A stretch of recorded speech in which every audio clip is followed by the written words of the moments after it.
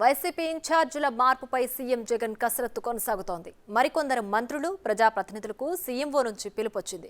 వీరిలో చోడవరం ఎమ్మెల్యే కరణం ధర్మశ్రీ, శ్రీకాళహస్తి ఎమ్మెల్యే బియ్యపు Madhusudan Reddy, Payakaraopeta MLA Golla Baburao, Nellore MP Adala Prabhakar Reddy, Penukonda MLA మాజీ మంత్రి శంకర్ నారాయణ, కదిరి ఎమ్మెల్యే సిద్ధారెడ్డి, రాజం ఎమ్మెల్యే కంబాల జోగులు ఉన్నారు.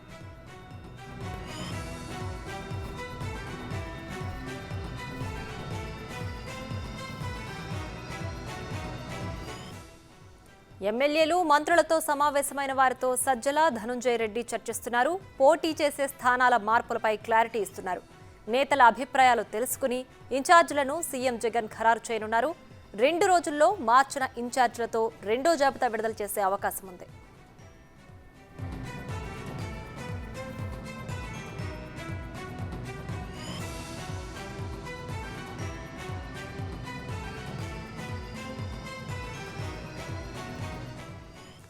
ఇక ఇదే అంశానికి సంబంధించి మరింత సమాచారం మా ప్రతినిధి శివ ఫోన్ లైన్లో అందిస్తారు. శివ, చెప్పండి, వైసీపీ ఇన్ఛార్జీల మార్పుకు సంబంధించి పూర్తి డీటెయిల్స్ ఏంటి?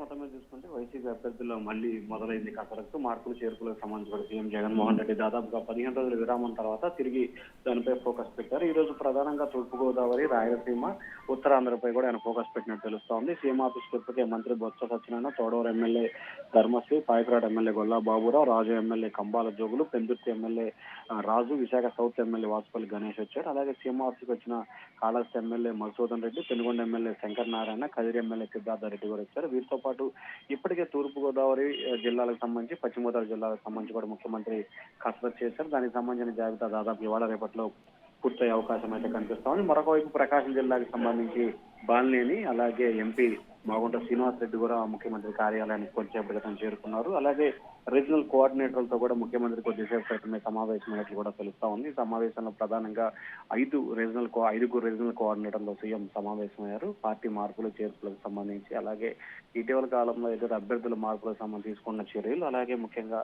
ఏ విధంగా వారిని కన్వీనెన్స్ చేయాలి అనే దాని బాధ్యత కూడా రీజనల్ కోఆర్డినేటర్కి, జిల్లా అధ్యక్షులకే సీఎం జగన్ అప్పచెప్పిన పరిస్థితి కనిపిస్తా ఉంది. ఉత్తరాంధ్రకు సంబంధించిన ఒక ఎమ్మెల్సీ తాజాగా పార్టీ వీడి జనసేనలో చేరడంతో కూడా దీనికి సంబంధించి చాలా సీరియస్ గా ఫోకస్ పెట్టాలని చెప్పి కూడా సీఎం ఆదేశాలు జారీ చేశారు. ఎవరు కూడా వేరే పార్టీలోకి వెళ్లకుండా పూర్తి స్థాయిలో ఫోకస్ పెట్టాలి, ఖచ్చితంగా వారితో మాట్లాడి ఒప్పించే ప్రయత్నం చేయాలని చెప్పి సీఎం అయితే రీజనల్ కోఆర్డినేటర్ స్పష్టమైన ఆదేశాలు అయితే జారీ చేశారు. ఇప్పటికే దాదాపుగా 5 జిల్లాలకు సంబంధించిన ఎమ్మెల్యేలు, మంత్రులు సీఎం కార్యాలయానికి అయితే క్యూ కడుతున్న పరిస్థితి కనిపిస్తా ఉంది. ఇన్ఛార్జీల మార్పులు చేర్పులపై ఆ నేతల్లో అయితే ఒక అలజడి, ఆందోళన అయితే కొనసాగుతా ఉంది. Priya. Right Shiva, thanks for the updates.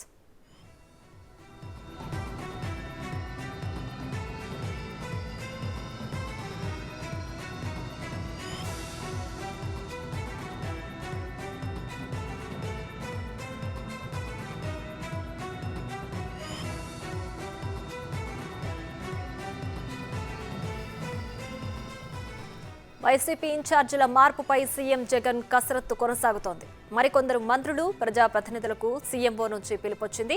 వీరిలో చోడవరం ఎమ్మెల్యే కరణం ధర్మశ్రీ, శ్రీకాళహస్తి ఎమ్మెల్యే బియ్యపు Madhusudan Reddy, Payakaraopeta MLA Golla Baburao, Nellore MP Adala Prabhakar Reddy, Penukonda MLA మాజీ మంత్రి శంకర్ నారాయణ, కదిరి ఎమ్మెల్యే సిద్ధారెడ్డి, రాజం ఎమ్మెల్యే కంబాల జోగులు ఉన్నారు.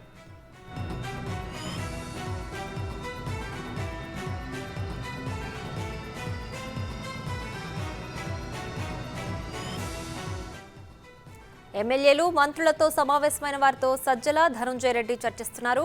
పోటీ చేసే స్థానాల మార్పులపై క్లారిటీ ఇస్తున్నారు. నేతల అభిప్రాయాలు తెలుసుకుని ఇన్ఛార్జీలను సీఎం జగన్ ఖరారు చేయనున్నారు. 2 రోజుల్లో మార్చిన ఇన్ఛార్జీలతో రెండో జాబితా విడుదల చేసే అవకాశం ఉంది.